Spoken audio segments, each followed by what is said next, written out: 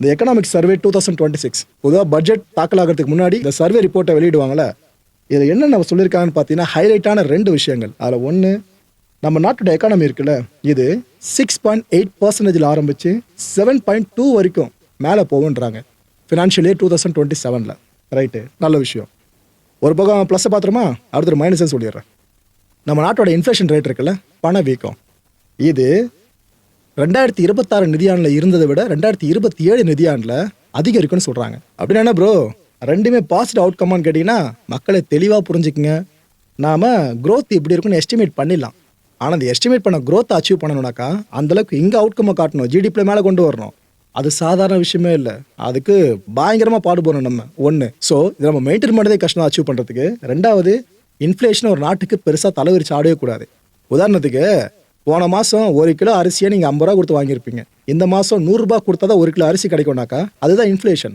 பணம் அதோட மதிப்பை பொருளுக்கு நிகராக இழக்க ஆரம்பிச்சிடும். புரியுதா? இதான் இன்ஃப்ளேஷன், பணவீக்கம்னு சொல்லுவோம். அது போன நிதியாண்டை விட வர நிதியாண்டில் அதிகன்ற மாதிரி சொல்கிறாங்கனாக்கா இதுதான் கீ கன்சர்ன் நம்மளுக்கு. இது எல்லாத்தையும் மனசில் வச்சோம் இந்த பட்ஜெட்டை உருவாக்கி இருக்கணும்.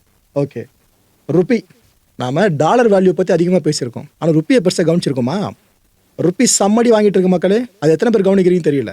கடைசி செஷனில் கூட பார்த்தீங்கன்னா டாலருக்கு நிகரான இந்திய ரூபாய் மதிப்பு 91 ரூபா 95 காசு வரைக்கும் வந்துச்சு. என்ன, 92 ரூபாய்க்கு ஒரு 5 காசு கம்மி, அவ்வளோதான். ஆனால் இதுவே சரியான அடி நம்மளுக்கு. இதை நம்ம புரிஞ்சுக்கணும். அவ்வளோ வீக்கன் ஆகிட்டு இருக்கோம் இந்த டாலருக்கு நிகராக. நாம இந்த நேரத்தில் ஆர்பிஐ என்ன வாக்குறுதி கொடுத்துருக்காங்கன்னா, இல்லைங்க நாங்களும் பார்த்துட்டு தான் இருக்கோம், நம்ம இந்திய ரூபாய் மதிப்பு இந்த அளவுக்கு அடி வாங்கிட்டு இருக்கிறத, இதை டிஃபெண்ட் பண்ணுறதுக்கு என்னென்ன ஸ்டெப்ஸ் எடுக்க முடியும் நாங்கள் எடுக்க ஆரம்பிச்சிட்டோங்க, அந்த வேலையை ஆரம்பிச்சிட்டோம் அப்படின்னு ஆர்பிஐ சொல்லியிருக்காங்க. அது என்னென்ன ஸ்டெப்ஸ் அப்படின்றதையும் பட்ஜெட்டில் நிர்மலா சீதாராமன் அவர்கள் சொல்லுவாங்கன்னு நினைக்கிறேன். இது கூடவே ஒரு காம்ப்ளிகேஷன் இருக்குது, நான் அதை பற்றியும் சொல்லிடுறேன்.